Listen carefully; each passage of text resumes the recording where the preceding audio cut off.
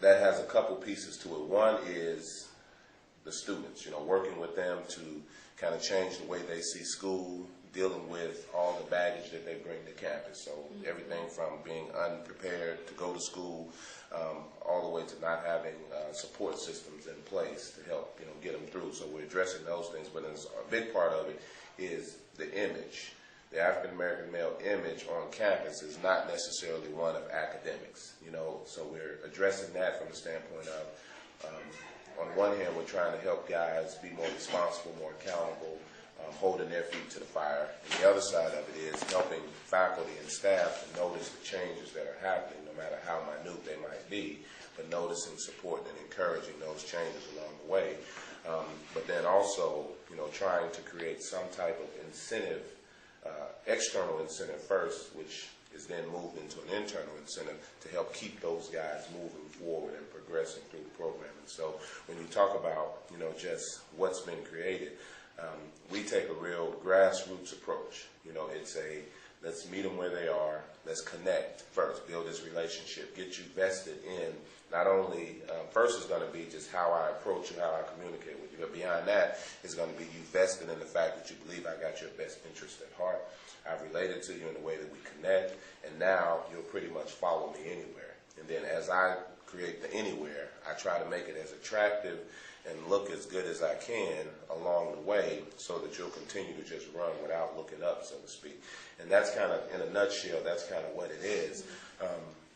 As far as sustainability, one of the things is I don't know when this grant goes away. So as far as the program, I haven't got the ideas in terms of, I don't know if the school is going to pick it up. I would imagine that if, we keep increasing the enrollment numbers, people are sending their kids to school, it becomes something that's a no-brainer that says you got to have this in place because that 9.7% graduation rate is increased to, our goal is to get it up to about that 50, the national average is somewhere around 16%. And we just got a year to do it, so it's really a year left, to do it if we don't get refunded. So sustainability to me is more about helping these guys connect, helping them plug in, but not just these guys, because a part of it is, they'll come in. Like, for instance, I'll bring a group of guys.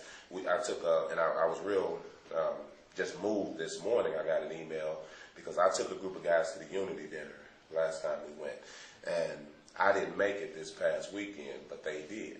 And so that says to me that these North Little Rock Black Gangster disciples that are on that campus were able to shift their mindset. One of those guys just came back. He left. He's down in PB working on this. He's involved with this science, technology, engineering, and math program where he left for the weekend to go to this thing. And so he's changing his mindset. He's recruiting guys from the hood. And that's the best advertisement that we can get. He's saying that, for one, he says, man, these guys at Pulaski Tech are straight. And that means a whole lot when he's saying that in the hood. But then also, he's bringing people with him. But not only that, the example. Now he's going, and he's coming from the hood. He's going to participate in this thing with a table that looks like this. It's made up of people that are totally way outside of his community, and he fits. And so sustainability becomes the fact that I'm not there. Yeah. Last time he was my guest. Yeah. This time he got his own invite. He found his own.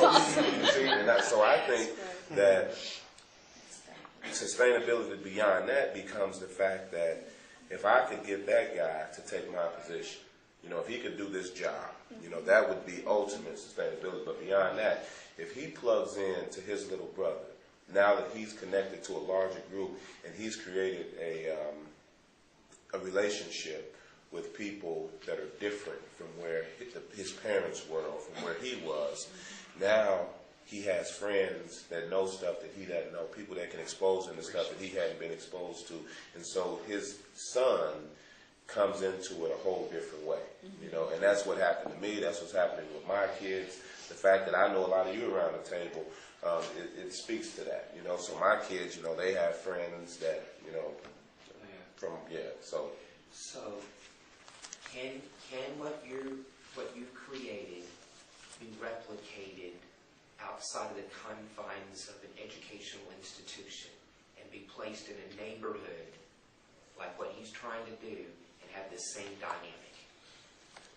It can be, I think, placed inside a neighborhood. Now, as far as the dynamics go, I think when you think about the politics and some of those other barriers, so just bear that in mind, you know. But I do think that if there's a way to take people who have the influence, and I know Steve can speak to this, you take Steve's Rolodex, I would imagine, has just as many gangbangers in it as it does politicians and professional people.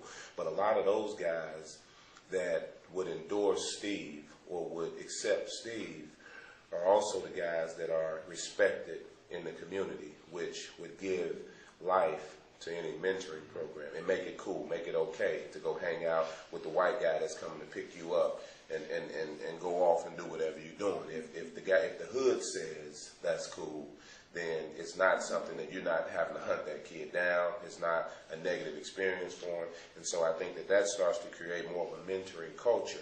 And one of the things that I like to say is that, you know, if you can get gangsters to have that old school honor among thieves where you set some standards and said, you know, for instance, you know, we're going to make safe passage for the kids. Even though I'm a lost cause, there's safe passage for the kids. If you ain't already here, you don't belong.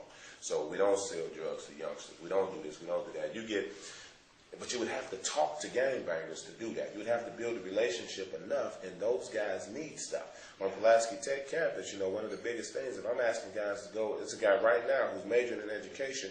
He wants to work with kids, but he needs a job, but he got a goal too.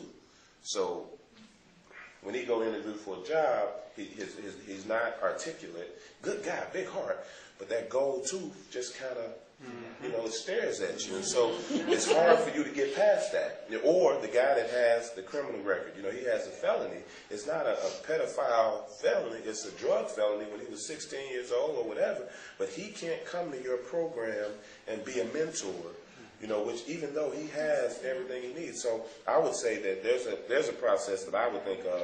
If you think of coaches and, like, for instance, pals and all those guys that are out there, is a safe enough environment where you could have a mixing of people, you know, that they can come out, they can coach, and once you build relationships on that coaching, that recruits all kinds of kids, and then have the systems where you have a pass-off.